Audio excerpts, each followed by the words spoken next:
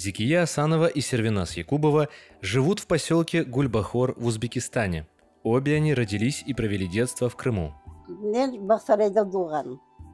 Бақсарайдың өзінде туғаным. Бабамнен бар бабам көтерген еді қайры туғанымызды. Охан сарайға яқын еді. В 1944 году семью выселили из Крыма вместе со всем народом. Отец тогда был в трудармии. 4 қыз баламыз, анам бір өзі, апай жоқ тұр үйде. И битам, анам анасы бізде отырайдық. Олетіп келіп біздерін сағат 5-те тұрсатып, давайте собирайтесь. Бір юрғаннен ярым чувал неді білмеймін. Анам шоғып шыққан шыңыз шо. Загрузили товарный поездға. О товарный поездада теснота, еке семья, 4-5 баланың. В дороге в невыносимых условиях умерла бабушка. Семья попала в Самаркандскую область Узбекистана. Сонан çalışma çıktı. Конечно, o совхозға түстік. Біз совхозда çalışтан қай болмаған соң үйде балаларын бақмақ керек. Пшеница болған соң енді өтмекте мейбарик. И ондан етіп çok бек қиналмадық. Позднее семья перебралась в поселок Койташ, где их разыскал отец. И анда Горносекке кірдім. Горносекте полевой лабораторияда çalıştым. 35-40 метрлық лестницамен ертібіне түшедік. Мен деймін, яш балам деймін, yaşımda, 15 yaşında балам да считай. Ондай ерлерге түшіп жеткенім өзіме удивляться еткен. Зикия ханым вышла замуж, стала матерью 3 детей. Работала на шелкомотальной фабрике, поселилась в поселке Гульбахор, где живет до сих пор. Сервиназ Якубова родилась в 1936 году в селе Узунджа в семье музыкантов.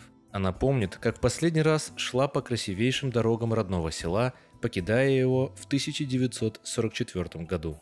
3 gün aldım, soldatlar geldi, Ruslar.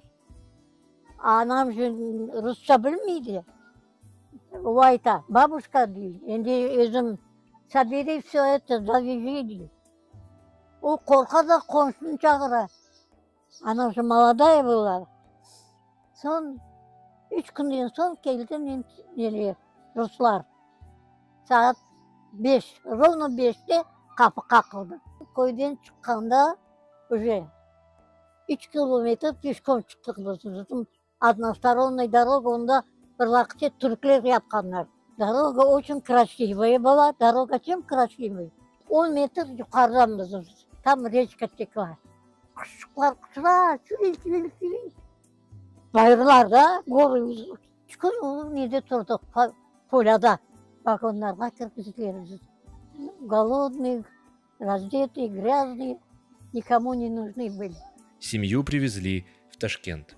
Пока работы нету, herkes поезд, линия близко. Tuğup eti poyuz, bohçalarını obalaylar, kırma kaytacaklar. 3 gün, 4 günden son bu. Целый месяц вот так мучили. Son потом bizlerin köçürdüler, neyle, Çerçik'e. Vokzalın yanında, baraklarda распределили. Страшная жизнь была. Топить ничего нету, kapılar yapılmay, pencereler yapılmay. В 1959 году Сервиназ ханым вышла замуж, стала мамой 3 сыновей. Она много раз бывала в родном Крыму. Yanarsın anne, yanarsın baba, yandığın var mı? Benden de gayrı